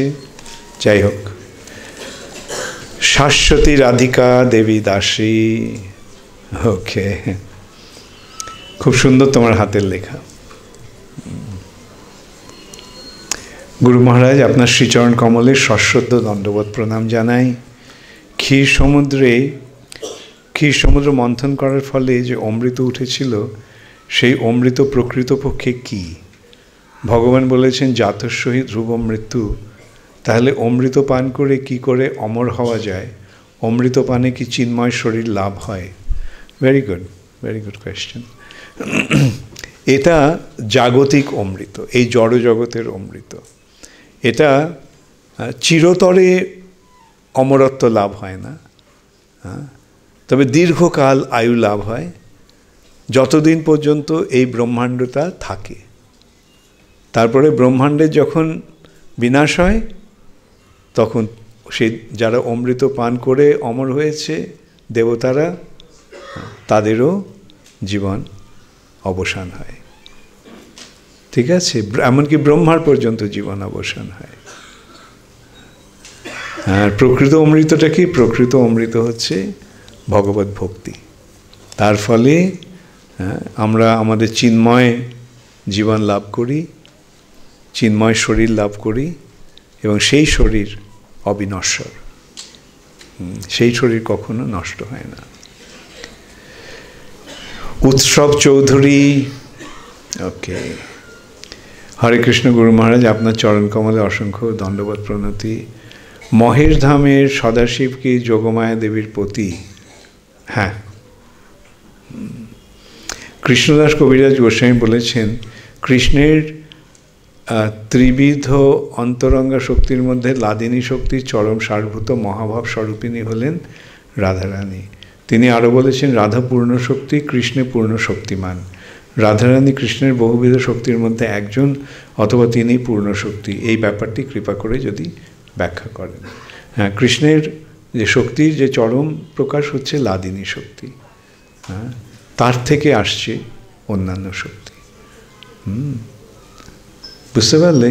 হ্যাঁ, সেই যে লাদিনীর চরম প্রকাশ হচ্ছেন বা মূর্তিমতী প্রকাশ হচ্ছেন শ্রীমতী রাধারানী। সম্বিত আর সন্ধিনী, সেটা আসছে বলরাম থেকে। ঠিক আছে, বলরাম যোগমায়া থেকে আসছে সন্ধিনী এবং সম্বিত। আনন্দানন্দ দাস, ওকে। কোটি কোটি দণ্ডবত প্রণাম গুরু মহারাজ। যদিও বহুবার আলোচিত হয়েছে, তথাপি পুনরায় গৃহস্থ ভক্তের নিত্য নিয়মিত মঙ্গল আরতি, ভগবানের সেবা ও প্রচার কার্যে অংশগ্রহণ বিষয়ে কৃপাপূর্বক আলোকপাত করার অনুরোধ জানাই। যদি কোনো গৃহস্থ ভক্তের নিয়মিত মঙ্গল আরতি সম্ভবপর না হয়ে ওঠে, তার এই প্রশ্নটা তোমরা তোমাদের যারা গাইড করছে তাকে জিজ্ঞাসা করো। ঠিক আছে? মাধুরী বৃন্দা দেবী দাসী, মাধুরী বৃন্দা কে? মাধুরী বৃন্দা, আচ্ছা। মাধুরী তোমার নাম? মাধুরী বৃন্দা না বৃন্দা? একটু দেখে নিও তুমি। হ্যাঁ, হরে কৃষ্ণ গুরু মহারাজ, আপনার শ্রীচরণে কোটি কোটি ধন্যবাদ। প্রণাম। আমার ভগবানের দেওয়া এক পুত্র সন্তানকে আপনি একটু কৃপা করুন, যাতে ও আপনার অজস্র গুণের মধ্যে অতি সামান্য গুণ পায়, তাহলে আমাদের জীবন ধন্য হয়ে যাবে। আপনি কৃপা করে যদি ওর মাথায় আপনার হাতটা রাখেন, তাহলে ওকে কীভাবে ভগবানের সেবায় নিয়োজিত করব। হ্যাঁ, আমার মাথার হাত থেকে বড় কথা হচ্ছে তোমরা ওকে যথাযথভাবে শিক্ষা দাও। বুঝেছো? দায়িত্বটা তোমাদের সবচেয়ে বেশি। হ্যাঁ, আমার এখানে যদি সকলের মাথায় হাত দিতে হয় তাহলে আমার, তবে যাওয়ার সময় থেকেও আমি ঠিক আছে ওর মাথায় হাত দেবো। এখন কথা হচ্ছে ওর মাথায় হাত দেবে, সবার মাথায় হাত দিতে এগিয়ে আসবে। ওকে, ঠিক আছে। শ্যামলী দাসী, ওকে, হরে কৃষ্ণ। গুরু মহারাজ, আপনার চরণে আমার প্রণাম গ্রহণ। প্রণাম গ্রহণ। গ্রহণটা কে করবে? তুমি করবে না আমি করব? এখানে এরপর একটা করবেন আসবে, বুঝেছ? দেহ নিত্য নয়, আত্মা নিত্য, তা জানা সত্ত্বেও দৈনন্দিন জীবনে আমরা কি করে এই চেতনায় জীবনযাপন করতে পারি, কেননা মায়ার দ্বারা আমরা সর্বদা আবৃত। সেই জন্যই মূল ইয়েটা কি? নামাশ্রয় করি যতনে তুমি থাকো হো আপন কাজে। মহাপ্রভু এই যে হরিনাম দিয়েছেন, সেই হরিনাম নিয়ে তুমি গৃহস্থই হও, সন্ন্যাসী হও, ব্রহ্মচারী হও, যেই হোক, সকলেই এই নামের আশ্রয়ে থাকলে যথাযথভাবে পারমার্থিক পথে অগ্রসর হতে পারবে। ঠিক আছে? নামের আশ্রয়ে থাকো, নামকে আশ্রয় করে থাকো, এবং প্রভুপাদের গ্রন্থাবলীতে প্রভুপাদ যে শিক্ষাগুলি দিয়েছেন সেগুলিকে যথাযথভাবে অনুশীলন করো। ঠিক আছে? দশবিধ নাম অপরাধ জানা সত্ত্বেও আমরা অজান্তে এই অপরাধ করে ফেলি। নামের চরণে অপরাধ করে ফেলি। আমাদের এই প্রবৃত্তিজাত স্বভাব থেকে মুক্ত হয়ে আমরা আমাদের স্বরূপে কেমন করে প্রতিষ্ঠিত হতে পারি। গুরু মহারাজ, সর্বশেষ প্রশ্ন, আপনার চরণে শিষ্যের সবচেয়ে বড় গুণ কি যায়, কি যার দ্বারা শিষ্যের উপর গুরুদেবের কৃপা সিন্ধুরূপে বাড়ি বর্ষিত হয়? ওকে, এখন ঠিক আছে, তুমি লিখছো যে অপরাধ করে ফেলি, তো অপরাধ করাটা কি ঠিক? ঠিক নয়। তো যখন বুঝতে পারছো ঠিক নয়, তখন কি করা উচিত? অপরাধ করো না। হ্যাঁ, সেই জন্য এই দীক্ষার সময় আমি কি চাই, তোমরা সকলে যেন দশবিধ নাম অপরাধ মুখস্থ করে রাখো, মনে করে রাখো, তাই না? সুতরাং অপরাধ শূন্য হয়ে লও কৃষ্ণ নাম। অপরাধ শূন্য হয়ে নাম না, অপরাধ করে নাম নিও না। ঠিক আছে? যে বুঝতে পারছো অপরাধ হচ্ছে, তাহলে সংশোধন করো সেটা।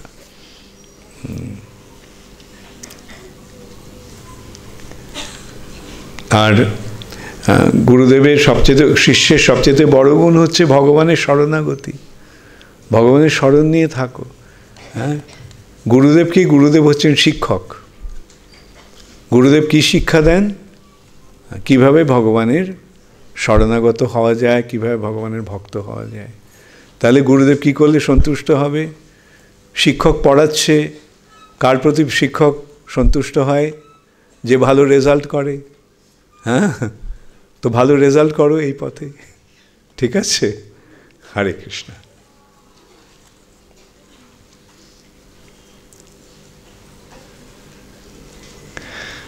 শ্যামলী রেবা না শ্যামলী বেরা? শ্যামলী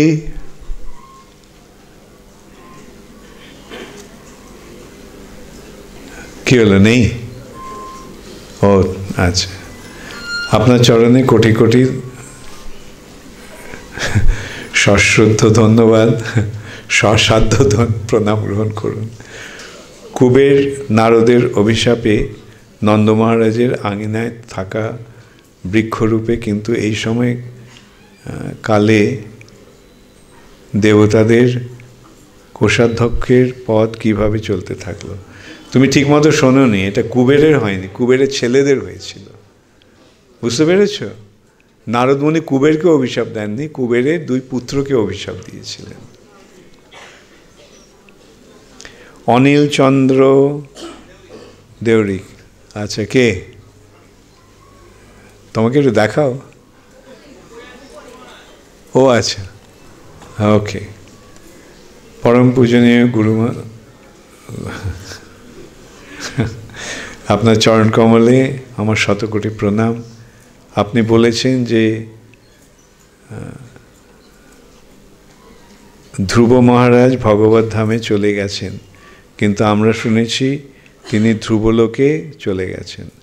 ভগবত ধাম এবং ধ্রুবলোক, হ্যাঁ, ধ্রুবলোক হচ্ছে এই ব্রহ্মাণ্ডে ভগবানের ধাম, ঠিক আছে? অনিল চন্দ্র দেউরি কে? তোমারই আবার প্রশ্ন।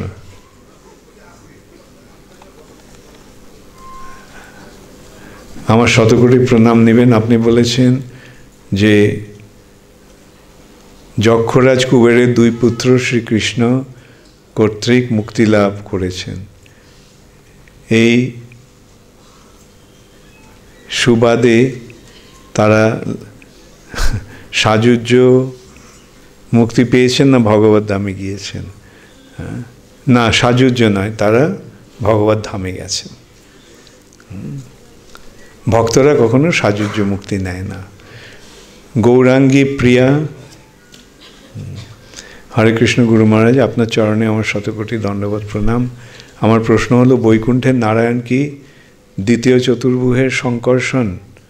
না, সংকর্ষণ থেকে নারায়ণ আসছে, বুঝতে পেরেছ?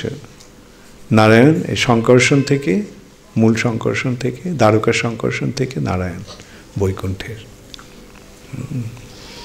প্রেমনাথ দলাই, প্রেমনাথ দলাই, আচ্ছা, হরে কৃষ্ণ গুরুমা, আপনার চরণ কলম প্রণাম। আমরা কৃষ্ণের এই লীলা থেকে কি শিক্ষা লাভ করি যদি আলোকপাত করেন? এই লীলা কি শুধুমাত্র ভক্তদের আনন্দ প্রদানের জন্য, না আরও গভীর শিক্ষা আছে? হ্যাঁ, এই লীলার 2টো উদ্দেশ্য, একটা হচ্ছে ভক্তদের আনন্দ দান, আরেকটা হচ্ছে শিক্ষা, হ্যাঁ, পারমার্থিক শিক্ষা। সেই পারমার্থিক শিক্ষাটা কি? ভগবানের ভক্ত হও, বুঝতে পারলে? কৃষ্ণ তার লীলার মাধ্যমে আমাদের শিক্ষা দিচ্ছেন। যেমন এই লীলাগুলো শুনছো, এখন কি কি স্থির করেছো? কংসের অনুগামী হবে না কৃষ্ণের অনুগামী হবে? তা এইটাই শিক্ষা, হ্যাঁ, কৃষ্ণের অনুগামী হওয়ার শিক্ষা, ঠিক আছে? সোমা লক্ষ্মী দেবী দাসী, আচ্ছা, হরে কৃষ্ণ গুরু মহারাজ, আপনার চরণ কমলে আমার শতকোটি প্রণাম। গুরু মহারাজ, কাল আপনি সকালের ক্লাসে বলেছিলেন বৃন্দাবনে বলরামের থেকে যে চতুর্ভুজ সৃষ্টি হয়েছে তা হলো বসুদেব সংকর্ষণ, না বসুদেব নয়, বাসুদেব। বসুদেবের পুত্র হচ্ছে বাসুদেব। বাসুদেব, সংকর্ষণ, প্রদ্যুম্ন, অনিরুদ্ধ।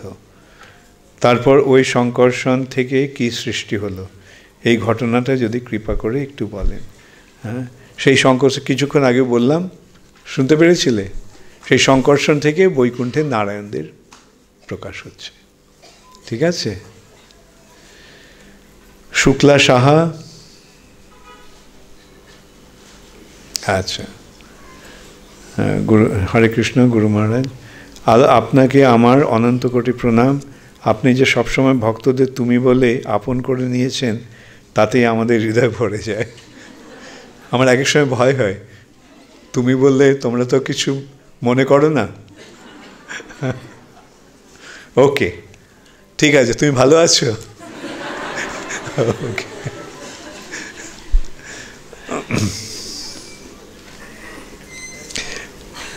হ্যাঁ, কৃষ্ণে মতিরস্তু, ভগবানের প্রতি ভক্তিপরায়ণ হও। হরে কৃষ্ণ। ওং শ্রীমা হাজরা, আচ্ছা, হরে কৃষ্ণ গুরু মহারাজ, দণ্ডবত প্রণাম।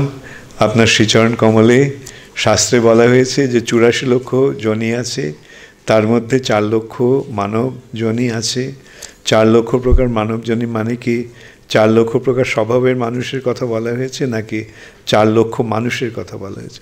না, 4 লক্ষ প্রকৃতির, 4 লক্ষ রকমের মানুষ। হ্যাঁ, চৈতন্য চরিতামৃততে সেই সম্বন্ধে বর্ণনা হচ্ছে, তাদের মধ্যে কেউ অসভ্য, আর অনেকেই অসভ্য, অধিকাংশই অসভ্য, তার মধ্যে কিছু অর্ধসভ্য, মানে তারা মুখে বেদ মানে কিন্তু বেদের প্রকৃত নির্দেশ মানে না, আর সভ্য কারা? যারা ভগবানের ভক্ত।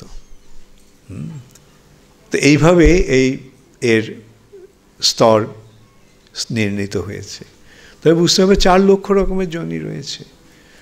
হ্যাঁ, যেমন মশা, অ্যানোফিলিস আছে, কিউলিক্স আছে, নানা রকম মশা আছে না, মশা ফ্যামিলি, কিন্তু তাদের সেরকমই মানুষ ফ্যামিলি। হ্যাঁ, তার মধ্যে 4 লক্ষ প্রকার রকম রয়েছে। ঠিক আছে? চন্দ্রিকা রাধিকা দাসী, আচ্ছা, হরে কৃষ্ণ। হরে কৃষ্ণ গুরু মহারাজ, আপনার শ্রীচরণে আমার দণ্ডবত প্রণাম গ্রহণ করবেন। আমার প্রশ্ন হলো যে গরুর যদি সাপ ভক্ষণ করে, তাহলে সাপের বিষের প্রভাব কি গরুর শরীরে পড়ে না? আমার মনে হয় গরুরও বিষও হজম করে নেয়। প্রিয়া দেবী দাসী, বজবজ, ওকে। গুরু মহারাজ, আপনার শ্রীচরণে শতকোটি দণ্ডবত প্রণাম। আমার প্রশ্ন, গুরু মহারাজ বললেন ভগবান বাঁশি বাজিয়ে পাথর গলিয়ে গিয়ে যে সরোবর সৃষ্টি করেছিলেন, ওই সরোবরের নামটি কি? এটা বৃন্দাবনে কোথায় আছে? আমি এটা পুরাণে পেয়েছি, নামটা আমি পাইনি। হবে আনন্দপ্রিয়া দাসী, আনন্দপ্রিয়া দাসী, ওকে। হরে কৃষ্ণ গুরু মহারাজ, আপনার চরণে আমার কোটি কোটি প্রণাম। আমার 2টি প্রশ্ন আছে। কোন কৃষ্ণ ভক্তের প্রার্থনা কতটা গুরুত্বপূর্ণ? তাদের প্রার্থনা দ্বারা কি অভক্তদের ভক্ত হওয়া সম্ভব? কোনো কৃষ্ণ ভক্তের প্রার্থনা কতটা গুরুত্বপূর্ণ? হ্যাঁ, প্রার্থনাটা নিজে থেকে করতে হবে। হ্যাঁ, অন্যে প্রার্থনা করলো। হ্যাঁ, প্রভুপাদ সেই সময় বলেছিলেন, অনেকে প্রভুপাদকে বলতো যে প্রভুপাদ আপনি প্লিজ প্রে ফর মি, মানে প্রভুপাদ আমার জন্য কৃষ্ণের কাছে প্রার্থনা করুন। প্রভুপাদ বলেছিলেন, কেন আমি তোমার হয়ে প্রার্থনা করব? তুমি না প্রার্থনা করো, তোমার প্রার্থনা করতে অসুবিধাটা কোথায়? আর কৃষ্ণ কি চাইছেন? যে তোমরা প্রার্থনা করো ভগবানের কাছে। ঠিক আছে? তাহলে তুমি কি করবে?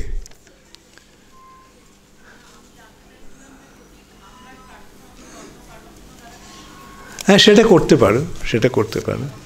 হ্যাঁ, যেমন কেউ অসুস্থ হলে ভক্তদেরকে অনুরোধ করা হয় ভগবানের কাছে প্রার্থনা করতে। হ্যাঁ, তাতেও কাজ হয়, কিন্তু বড় কথা হচ্ছে যে সে নিজে যেন প্রার্থনা করে।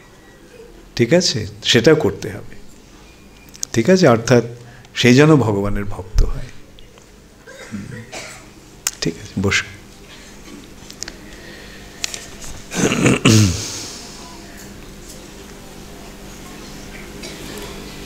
বাসু ঘোষ দাসাধিকারী, ডানকুনি। বাসু ঘোষ দাসাধিকারী, তুমি আছো।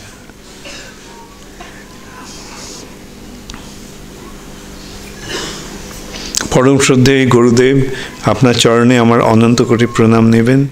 সবিনয় অনুরোধ, এই যাহারা মোবাইল দ্বারা আপনার মূল্যবান কথামৃত শ্রবণে বাধা সৃষ্টি করে, তাদের জন্য মন্দির কর্তৃপক্ষের প্রয়োজনীয় ব্যবস্থা গ্রহণের জন্য আপনার নির্দেশ আশা করি। তো ঠিক আছে, তুমি তো নির্দেশ দিয়ে দিয়েছ, এখন মন্দির কর্তৃপক্ষ কিছু করবে? হ্যাঁ, ওকে। কি করবে এখন? বড় জোর অনুরোধ করা যেতে পারে, কিন্তু না যদি শোনে তাহলে কি করবে?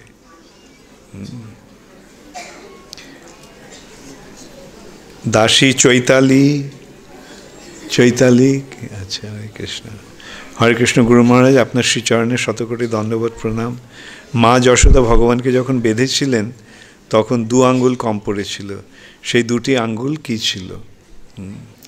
2টি আঙ্গুল হচ্ছে ভগবানের শরণাগতি এবং ভগবানের প্রতি পূর্ণ বিশ্বাস।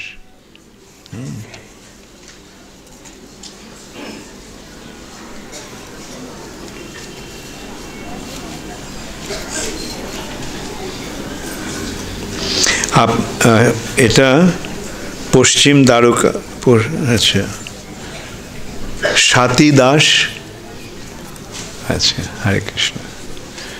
শ্রীচরণ গুরু মহারাজ, আপনার চরণে শতকোটি প্রণাম। আমার আপনার কাছে কয়েকটি প্রশ্ন আছে। ভগবান যখন মর্তলীলায় এলেন তখন দেবতারা কি তা জানতেন না? তাহলে ইন্দ্র কেন বৃন্দাবনে বৃষ্টিপাত করলেন? বস, তোমার এই যে ভগবানের লীলায়, এটা লীলা মানে কি, এটা অভিনয়ের মতো, নাটকের মতো। হ্যাঁ, এখন যারা যে ভূমিকায় অভিনয় করছে তারা সেই ভূমিকাটা অবলম্বন করে সেইভাবে আচরণ করছে। যেমন যখন স্টেজে নাটক হয় তখন যারা অভিনেতা অভিনেত্রী, হ্যাঁ, তারা হরিবল, তোমরা সরে যাবে, যারা অভিনেতা অভিনেত্রী তারা কি, তারা জানে, কিন্তু তারা কি করছে, তাদের রোলটা প্লে করছে। হ্যাঁ, এখানেও ঠিক সেরকমই। হ্যাঁ, ইন্দ্র এই লীলার মাধ্যমে ভগবান কি বোঝাচ্ছেন, যে কেউ যদি মনে করে ইন্দ্র সবচাইতে বড়, কৃষ্ণ দেখিয়ে দিলেন তিনি তার থেকে বড়। কেউ যদি মনে করে ব্রহ্মা সবচাইতে বড়, ভগবান দেখিয়ে দিলেন কৃষ্ণ তিনি তার থেকেও বড়। কেউ যদি মনে করে শিব সবচাইতে বড়, ভগবান দেখিয়ে দিলেন তিনি শিবের থেকেও বড়। এইভাবে ভগবান কি দেখাচ্ছেন তার লীলার মাধ্যমে, যে তিনিই হচ্ছেন পরম ঈশ্বর। একলে ঈশ্বর কৃষ্ণ আর সব ভৃত্য। এবং সেই যে অভিনয় হচ্ছে ওখানে, এই অভিনয়ে আবার ওটা ভুলে যাচ্ছে। কেন, অভিনেতাকে কি করতে হয়, ভালো অভিনেতা কি করে, সে নিজেকে ভুলে যায়। হ্যাঁ, ভুলে গিয়ে যেই রোলটা প্লে করছে সেই রোলটা হয়ে যায়। হ্যাঁ, ভালো অভিনেতা, সে লোকটা খুব ভালো, কিন্তু সে একটা দুর্বৃত্তের ভূমিকা অভিনয় করছে। তখন কি সে আর ভালো মানুষ থাকতে পারছে না, সে দুর্বৃত্ত হয়ে যাচ্ছে। ঠিক সেরকমই আর এখানে সহায়তা করছে যোগমায়া। যোগমায়া ভুলিয়ে দিচ্ছে। হ্যাঁ, কৃষ্ণ ইন্দ্র ভুলে যাচ্ছে। হ্যাঁ, যে অর্থাৎ যোগমায়া তাকে ভুলিয়ে দিচ্ছে, যাতে ইন্দ্র একেবারে, হ্যাঁ, একদম পারফেক্টলি রোলটা প্লে করতে পারে। হ্যাঁ, আমরা জানি ভারতে চতুর্ধাম হলো উত্তরে বদ্রীনারায়ণ, পূর্বে নীলাচল, দক্ষিণে রামেশ্বরম এবং পশ্চিমে দ্বারকা। কিন্তু এই ধামগুলি ছাড়াও অন্য ধামের নাম শুনি, যেন নবদ্বীপ ধাম, বৃন্দাবন ধাম। হ্যাঁ, এখানে আমাদের বুঝতে হবে যে যেন ভগবান তার এই যে ধামগুলি, সর্বোচ্চ যে ধামগুলি, সেগুলি গোপন রেখে দিয়েছেন। এই যে বদ্রীনারায়ণ, নীলাচল, রামেশ্বরম, দ্বারকা, এখানে স্বয়ং ভগবান লীলা করছেন না। হ্যাঁ, এখানে ভগবানের অবতারের লীলা করছেন, অংশ বিলাস করছেন। কিন্তু বৃন্দাবন হচ্ছে ভগবানের স্বধাম, নবদ্বীপ। আর নবদ্বীপ তো আরও বেশি, এখানে ভগবান নিজেকে গোপন করে এসেছেন, তাই তার ধামটিকেও যেন তিনি গোপন করে এসেছেন। হ্যাঁ, যারা মহাভাগ্যবান তারাই মহাপ্রভুকে চিনতে পারে এবং মহাপ্রভুর ধামকে চিনতে পারে।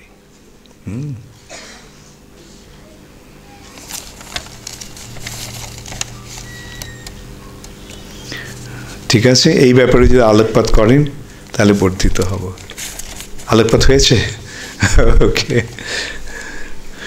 তুষার দাস, কে তুষার দাস? ও, তুমি অন্ধকারে থাকলে আমি তোমাকে দেখতে পাবো কি করে? হরে কৃষ্ণ মহারাজ, ভাগবতে যে বিভিন্ন পর্বত এবং বর্ষের কথা বলা হয়েছে সেগুলি কি এখনও সেরকম আছে, যেমন হিমালয় পর্বত, ভারতবর্ষ ইত্যাদি বর্ণিত আছে? হ্যাঁ, দেখতেই তো পাচ্ছ, ভারতবর্ষ আছে, হিমালয় আছে, তাহলে কেন প্রশ্ন? তবে তুমি বলতে পারো মন্দার পর্বত, হ্যাঁ, সুমেরু পর্বত, হ্যাঁ, এই অনেকগুলো পর্বত আমাদের দৃষ্টির অগোচর, বুঝতে পারলে? হ্যাঁ, যেমন আমেরিকাতে, হ্যাঁ, ধরো কলোরাডো পর্বত আছে, তুমি দেখতে পাচ্ছ, কিন্তু আছে, ওখানে গেলে দেখতে পাবে, ঠিক আছে? এখন যেমন এখানে তুমি ভারতবর্ষে আছো, হিমালয় পর্বত দেখতে পাচ্ছ, তেমনি আমেরিকাতে গেলে কলোরাডো পর্বত দেখতে পাবে। রাধিকা, হরে কৃষ্ণ। হরে কৃষ্ণ গুরু মহারাজ, আপনার শ্রীচরণ কমলে দণ্ডবোধ প্রণাম।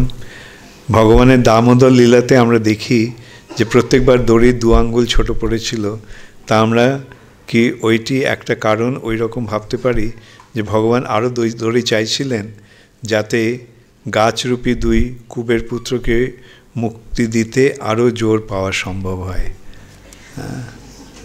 ভগবানের মুক্তি দিতে দড়িরও প্রয়োজন হয় না, ঠিক আছে? আমার লেখায় ভুল ত্রুটির জন্য আমি ক্ষমা প্রার্থী, কোনো ভুল হয়নি। হরে কৃষ্ণ। মমতাময়ী দেবী দাসী, হরে কৃষ্ণ। গুরু মহারাজ, আপনার শ্রীচরণে আমার শতকোটি প্রণাম। অল গ্লোরিজ টু শিল প্রভুপাদ। গুরু মহারাজ, বলা হয় যে পরিবারে যদি একজন ভক্ত হয় তাহলে সে পরিবারের 10 পুরুষ ঊর্ধ্বে এবং 10 পুরুষ নিম্নে উদ্ধার করতে পারে। আমার প্রশ্ন যে তারা অনেক পাপে লিপ্ত হয় তবেও কি তারা উদ্ধার পায়? যখন শাস্ত্রে বলা হয়েছে পাবে, নিশ্চয়ই পাবে, তাই না? এইটি দেখো ইয়ের ফল, ভক্তির ফল, ভগবানের শরণাগতির ফল। যে একজন যদি ভক্ত হয় তাহলে ভগবান তার পূর্ব পুরুষদের এবং পরবর্তী পুরুষদের উদ্ধার করে দেন। রাজীব বং, ওকে, হরে কৃষ্ণ। পরম শ্রদ্ধেয় গুরু মহারাজ, আপনার শ্রীচরণে শতকোটি প্রণাম। জগৎগুরু শিল প্রভুপাদের জয়।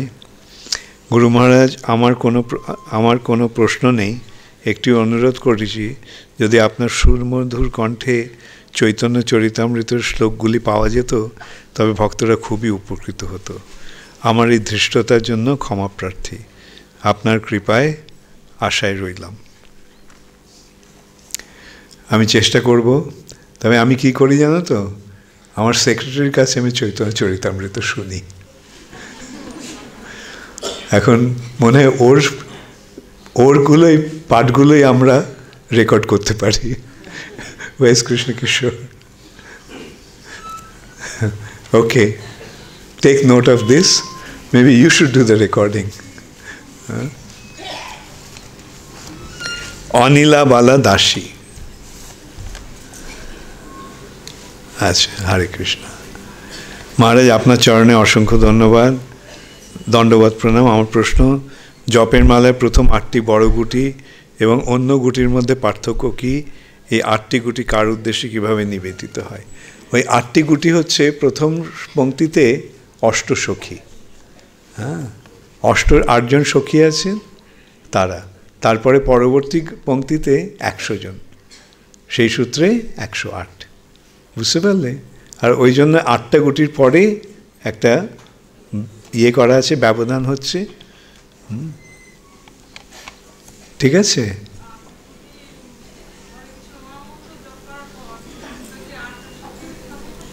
হ্যাঁ,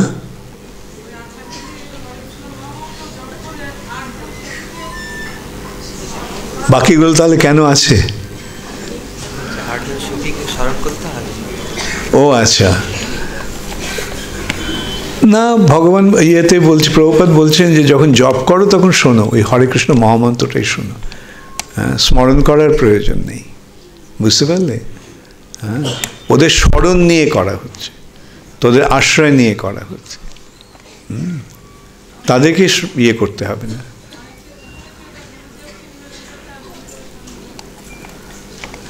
আমি শুনতে পাচ্ছি। হ্যাঁ, না, যেটা বললাম, হ্যাঁ, মহাপ্রভুকে আশ্রয় করে, পঞ্চতত্ত্বকে আশ্রয় করে হরে কৃষ্ণ মহামন্ত্র জপ করো। আমি তো যেটা, না, দরকার নেই, নিবেদন করার দরকার নেই। কাকে নিবেদন করবে? গুরুদেবকে কেন 8টা মালা কেন, সবটাই নিবেদন করতে পারে। ঠিক আছে? হ্যাঁ, বুঝতে পেরেছো তো?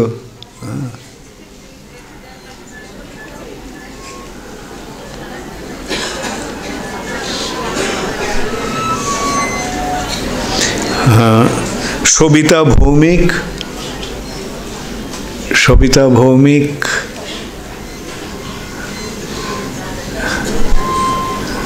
কি হলো? কে সবিতা ভৌমিক?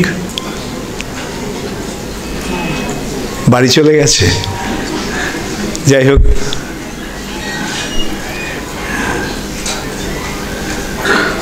আমরা রাধারানীর চরণ দর্শন পাই না কেন সব সময়? হ্যাঁ, রাধারানীর চরণ এতই দুর্লভ যে তা কেবল কয়েকটা দিনই, দুটো দিনই শুধু বছরের মধ্যে দেখা যায়, গোপাষ্টমীর দিন আর রাধাষ্টমীর দিন।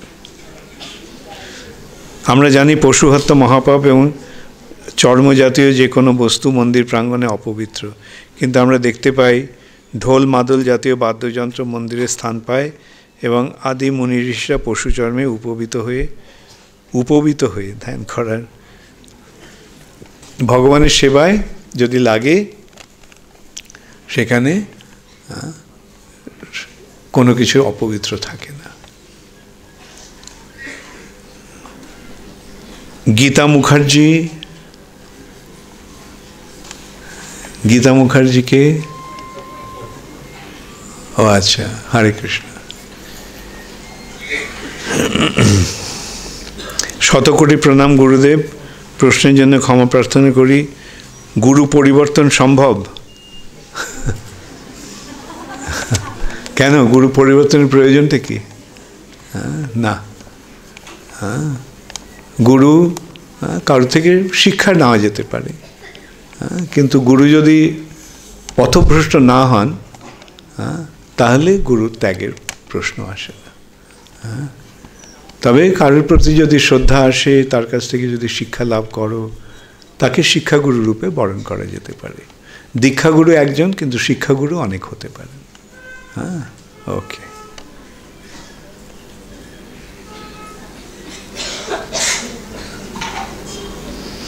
এটা কি আছে?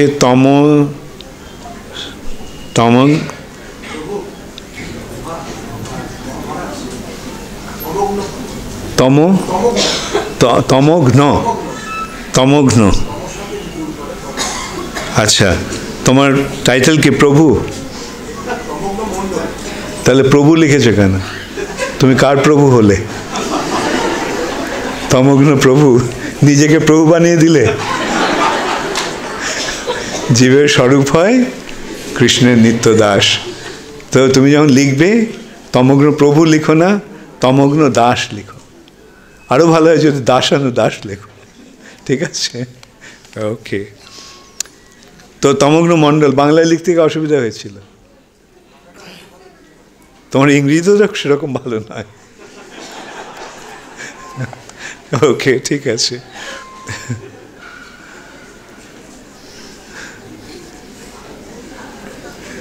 My question is, we all are having this কি লিখেছো? Last human life. Last human life কেন? লাস্ট হিউম্যান লাইফ, তারপরে কি হবে? তাহলে এটা লাস্ট কেন হবে? লাস্ট মানে এটাই শেষ, তারপরে আর কিছু নেই। তো সেটাই কি তোমার ইয়ে? সে লাস্ট মানে তারপরে ভগবত ধামে ফিরে যাবে। You are very confident. Okay. As we don't know which form we will take next life, হ্যাঁ, সেখানেই তো সেই কথা হচ্ছে, লাস্ট হিউম্যান লাইফ কেন? Can we all get to Golok Dham following all negative regulative principles and rituals, Shiksha and Diksha Guru. Yeah, keep practicing. If you practice properly, then you can go back.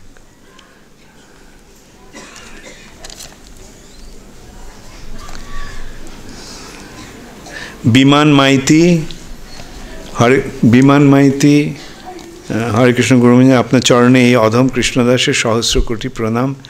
আমি আমার পরিবারের সকলে 4 নিয়ম পালন করি, একাদশী ব্রত সকলে করি, কিন্তু দিনে 4-5 মালা জপ করি, তবে একাদশীর দিনে 16 মালা জপ করি। প্রশ্ন, আমি ও পরিবার কি এখন দীক্ষা গ্রহণের উপযুক্ত হতে পারি? না, 16 মালা জপ করতে হবে। ইস্কনে দীক্ষা নিতে হলে কম করে 16 মালা অন্তত 1 বছর জপ করতে হবে, তারপরে যোগ্যতা হবে। ঠিক আছে? আর বাড়িতে রাধাকৃষ্ণ বিগ্রহ ও গোপাল বিগ্রহ রয়েছে, প্রত্যহ বিগ্রহ সেবা করা হয়। যদি কোনো প্রয়োজনে পরিবারের সকলকে বাইরে যেতে হয়, তাহলে বিগ্রহ সেবা সেক্ষেত্রে কি বন্ধ করা যায়? যদি কৃপা পরবশ। তোমাকে এই বিগ্রহটা দেওয়ার বিগ্রহ কে দিয়েছিল তোমাকে? নিজেরাই কিনেছ। এটা ঠিক হয়নি। হ্যাঁ, ভগবানের সেবা, বিশেষ করে রাধাকৃষ্ণের সেবা এভাবে করা যায় না। এতে ঠিকমতো না করতে পারলে সেবা অপরাধ হয়। হ্যাঁ, আমি এটা বারবার তোমাদের বলি। হ্যাঁ, বাজারে রাধাকৃষ্ণের বিগ্রহ পাওয়া যায়, সুতরাং ঠিক আছে রাধাকৃষ্ণের বিগ্রহ বাড়িতে নিয়ে আসি। হ্যাঁ, না, যথার্থ যোগ্যতা না এলে রাধাকৃষ্ণের বিগ্রহ এনো না। ভগবানের বিগ্রহ সেবা করতে হলে ব্রাহ্মণ হতে হবে, তা না হলে বড়জোর গৌরনিতায়ের বিগ্রহ সেবা করতে পারো। কারণ রাধাকৃষ্ণ সেবা অপরাধ গ্রহণ করেন, গৌরনিতাই সেবা অপরাধ গ্রহণ করেন না।